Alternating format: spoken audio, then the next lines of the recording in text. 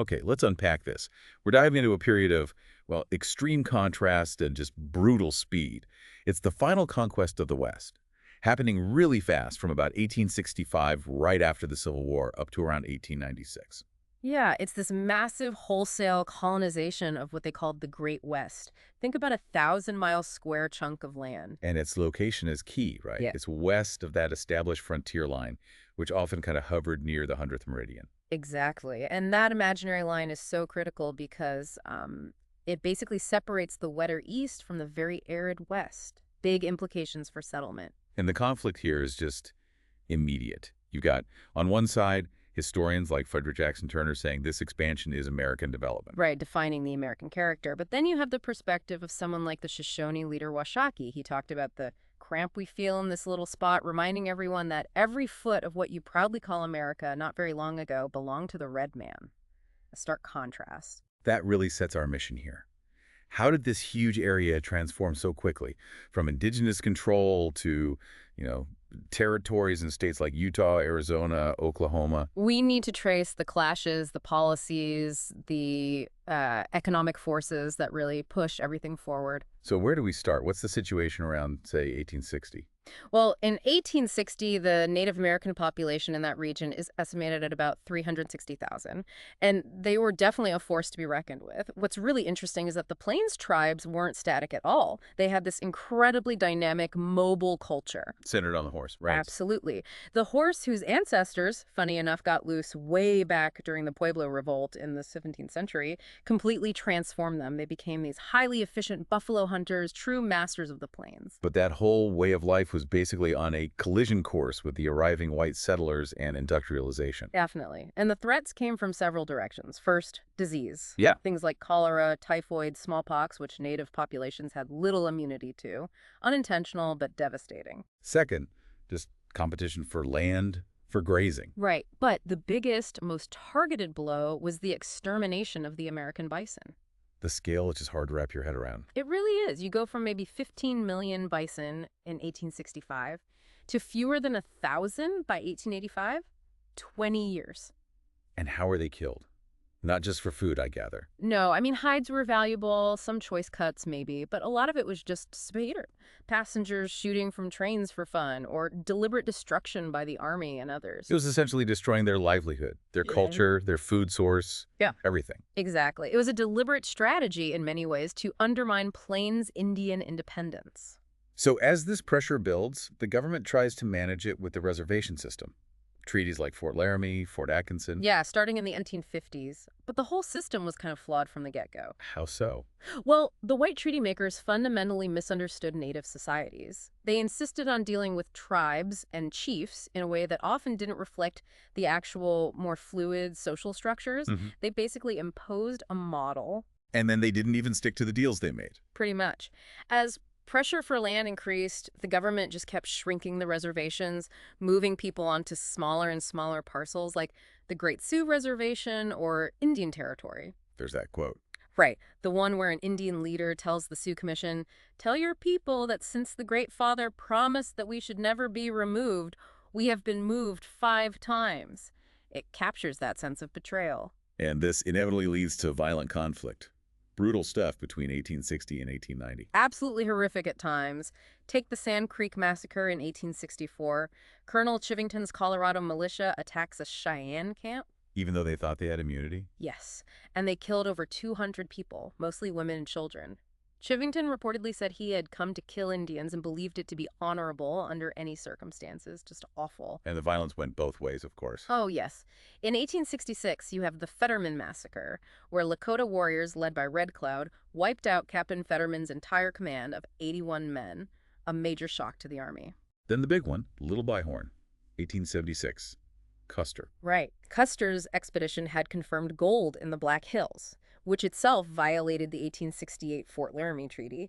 That led to a gold rush, settlers pouring in. Ignoring the treaties, setting up the conflict. Exactly. And when the Sioux, Cheyenne, and Arapaho gathered under leaders like Sitting Bull, Custer attacked. His 7th Cavalry was completely wiped out by maybe 2,500 warriors. A huge victory for the tribes, but temporary. Very temporary. It only intensified the military response. You see the relentless pursuit of Geronimo and the Apaches in the Southwest. They even used the heliograph, a kind of signaling device the Apache called Big Medicine, to coordinate. And the tragic flight of Chief Joseph in the Nez Perce. Yeah, that 1,700-mile retreat in 1877 trying to reach Canada, only to be stopped just short and forced into exile after being promised they could return home. Another broken promise. And it's important to remember who was doing the fighting on the U.S. side. Yes, the source points out that about one-fifth of the U.S. Army personnel on the frontier were African-American regiments, the Buffalo Soldiers. They played a central role in these campaigns. A complex layer to this whole story. So after the main wars die down, the policy shifts. Right. From direct military conflict towards, well, assimilation, trying to make Native Americans conform to white ways. President Grant tried a peace policy first, right? Yeah. Using church groups. Yeah, 1869, mostly Quakers as Indian agents. The idea was maybe a more humane approach would work, but it largely failed. Indians often left the reservations because conditions were terrible or they just wanted to maintain their own way of life. So the approach got tougher, and public opinion was shifting a bit too. It was. You had writers like Helen Hunt Jackson. Her book, A Century of Dishonor in 1881, was this scathing indictment of government policy, listing all the broken treaties. And she wrote Ramana too, the novel. Right, which became hugely popular and stirred up a lot of sympathy. But this sympathy, ironically, led to a policy that was disastrous in its own way. The Dawes Severalty Act of 1887. Okay, the Dawes Act. What was the core idea? The goal was assimilation, pure and simple. It aimed to break up tribes as legal entities. It outlawed communal land ownership, which was central to many native cultures. And replace it with individual plots. Exactly. Offer 160 acres to each family head. The idea was if they farmed it and acted like good white settlers for 25 years, they'd get full ownership and citizenship. Citizenship for all Indians didn't actually come until 1924, though. The underlying philosophy Was summed up by that motto from the Carlisle Indian School, funded by the government: kill the Indian and save the man. chilling, and it meant literally trying to erase culture. Yes. Forcibly sending children to boarding schools, forbidding native languages, religions, clothing. The aim was to stamp out Indian identity. And the result of the Dawes Act, did it help? Not in the way reformers hoped. It was devastating for land ownership because the allotted lands could eventually be sold, and because much of the surplus reservation land was sold off, Native Americans lost about 50% of the land they held just 2 decades earlier, by 1900. So assimilation policy was also a disaster, just in a different way, and there was one more major violent event. The suppression of the ghost dance. This was a spiritual movement that spread among Plains Indians, promising a return to traditional ways and the disappearance of the whites. The authorities saw it as a threat. They did, and it led tragically to the Battle of Wounded Knee in 1890. Soldiers went into a Lakota camp to disarm them. A shot was fired, and the army opened up. Killing how many? An estimated 200 Lakota men, women, and children, mostly defenseless. It's really seen as the final, grim punctuation mark on the Indian Wars. Okay, so while this tragedy is unfolding, the West is also being radically changed by economic forces. What were the big drivers? 3 main ones, really, all interlinked. First, the mineral magnet, gold and silver rushes. This is what really pulled large numbers of people west initially. Absolutely. It was the lifeblood. Think Pikes Peak in Colorado in '58. And even bigger, the Comstock Lode in Nevada, found in 1859. That one was huge, right? Massive. It produced over $340 million in gold and silver. It basically fast-tracked Nevada into statehood in 1864, partly because Lincoln wanted its electoral votes during the Civil War. And the nature of mining changed quickly. Yeah, the image of the lone prospector with a pan, the 59er, that didn't last long.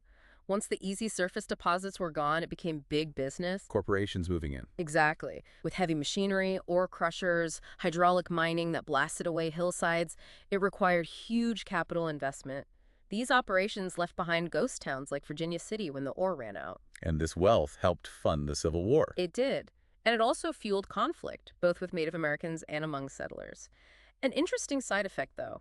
Women gained political power earlier in some of these mining territories. Like suffrage. Yeah, Wyoming granted women suffrage in 1869, Utah in 1870, Colorado 93, Idaho 96, way ahead of the rest of the country. Okay, so mining is one engine. What's next? The beef bonanza, the cattle drives. Ah, the cowboys and the long drive. Exactly. After the Civil War, you had millions of longhorn cattle roaming wild in Texas, and burgeoning cities back east needed beef. So they drove them north. Yeah. From Texas, across free government land, the open range, up to the new railroad towns, the cow towns like Abilene, Dodge City, Right. Wild Bill Hickok territory. This lasted from about 1866 to 1888. A pretty short era, actually. Only about 20 years. What killed it? Well, ironically, the same thing that created it, the railroad. The trains brought settlers who wanted to farm. And they started fencing the land. Right. With barbed wire, which was perfected by Joseph Glidden in 1874, suddenly the open range wasn't open anymore, plus overgrazing became a problem. And wasn't there a terrible winter? Yes, the winter of 1886-1887 was catastrophic. Temperatures dropped to insane levels, like 68 below zero in places. Huge numbers of cattle froze or starved. That really broke the back of the long drive So system. that the cowboy era ends and it becomes more corporate. Exactly. Cattle raising becomes big business, dominated by beef barons, figures associated with meat-packing giants like Swift and Armour back in Chicago. They used the newly invented refrigerator cars to ship dressed meat east. Much more efficient. Okay, mining, cattle. What's the third big That's force? farmers, the agricultural frontier. This was really powered by the Homestead Act of 1862. The promise of free land, 160 acres. Yeah, 160 acres. You paid a small fee, about $10, lived on it, improved it for 5 years, and it was yours. It sounded like a godsend. But there was a catch. A big one, especially west of that 100th meridian we keep mentioning. 160 acres just wasn't enough land to make a living in that arid environment.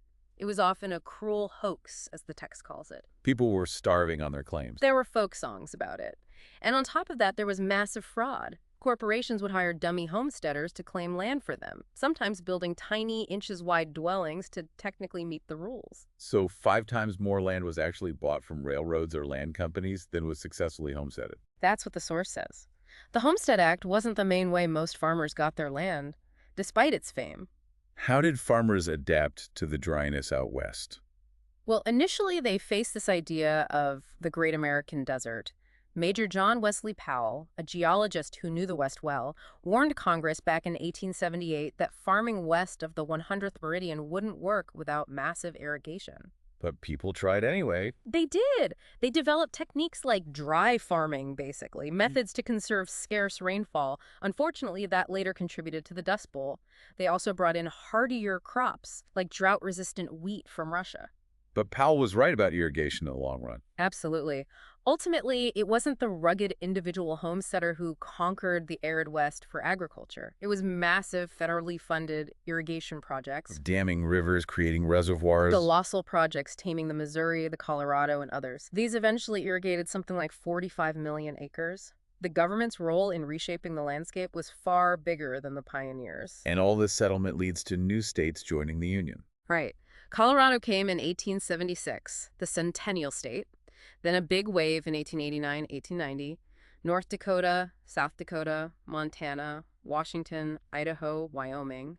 Utah took longer, joining in 1896 after the Mormon Church officially banned polygamy. And the final big land grab was Oklahoma. Yeah, the opening of Oklahoma Territory in 1889, it was former Indian territory. The government opened it up, and 50,000 boomers waited for the signal. And rushed in to stake claims. The Sooners were the ones who snuck in early. Exactly. Leading to Oklahoma becoming the Sooner State in 1907. It was kind of the last dramatic act of this frontier settlement era. So let's try to pull this all together. What are the main takeaways from this whole period? Well, the first big one is that sense of an ending. In 1890, the Census Bureau declared something pretty significant. What was that? They announced that there was no longer a clear, discernible frontier line on the map. The density of settlement had basically filled in the gaps. And that announcement is what inspired Frederick Jackson Turner's famous essay in 1893 about the significance of the frontier in American history. Precisely. The closing of the frontier felt like a major watershed moment. What about that idea of the West as a safety valve, for unhappy workers back east? The source suggests it's mostly a myth. Very few factory workers actually moved west to become farmers. It was too difficult, required too much capital. But maybe the idea of free land had an effect. Possibly. The book hints that the possibility of going west might have kept urban wages slightly higher, as employers didn't want workers leaving. But the real safety valve, it argues, was probably the growing western cities themselves, places like Chicago, Denver, San Francisco, where people migrated for opportunity. Okay, so a more nuanced take on the safety valve. Right. And the final point the chapter really emphasizes is the enduring uniqueness of the Trans-Mississippi West. How so? It's the region where that final struggle over colonization happened. It's where Anglo and Hispanic cultures have had their most direct, ongoing interaction. And crucially, it's where the federal government owns vast amounts of land and the environment itself plays such a huge shaping role in life. So, a final thought to leave folks with. Consider this. The frontier was officially declared closed in 1890. But given everything we've talked about, the ongoing legacies of conquest, the resource conflicts, the cultural mixing, the massive federal presence, does the West in many ways still function as a kind of borderland, as the source suggests, still a place when these fundamental American forces continue to play out?